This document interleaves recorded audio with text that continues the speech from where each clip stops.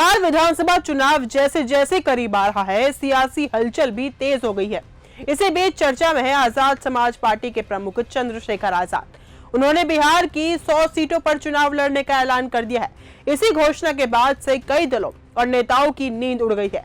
खास तौर पर महागठबंधन और कुछ नई पार्टियां अब चंद्रशेखर आजाद को निशाने पर ले रही हैं। राजनीतिक बयानबाजी में सबसे आगे है पुष्पम प्रिया, वही नेत्री जिन्होंने 2020 में अखबार में विज्ञापन देकर खुद को बिहार की भावी मुख्यमंत्री बताया था।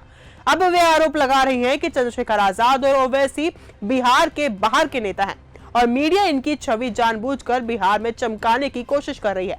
उनका कहना है कि इन नेताओं को बार बार दिखाया जा रहा है ताकि इन्हें फायदा हो सके।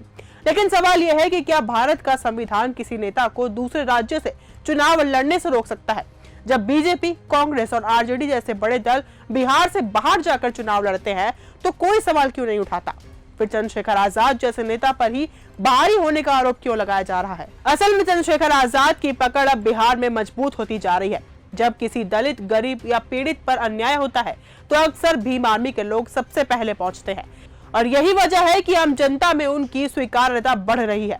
इसी बढ़ते जनाधार से विरोधी दल परेशान है। पुष्पम प्रिया की पार्टी द प्लूरल पार्टी भले ही सभी 243 सीटों पर लड़ने की बात कर रही हो, लेकिन उनके पास ना तो संगठन है ना जमीनी समर्थन।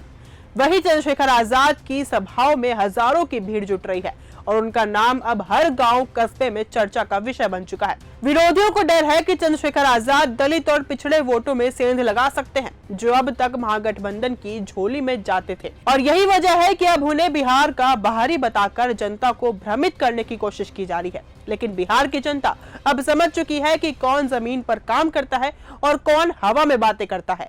आजाद की मौजूदगी अब किसी भी गठबंधन के लिए चुनौती बन चुकी है और शायद यही कारण है कि उनकी बढ़ती लोकप्रियता से कई राजनीतिक खेमों में बेचैनी साफ दिखाई दे रही है।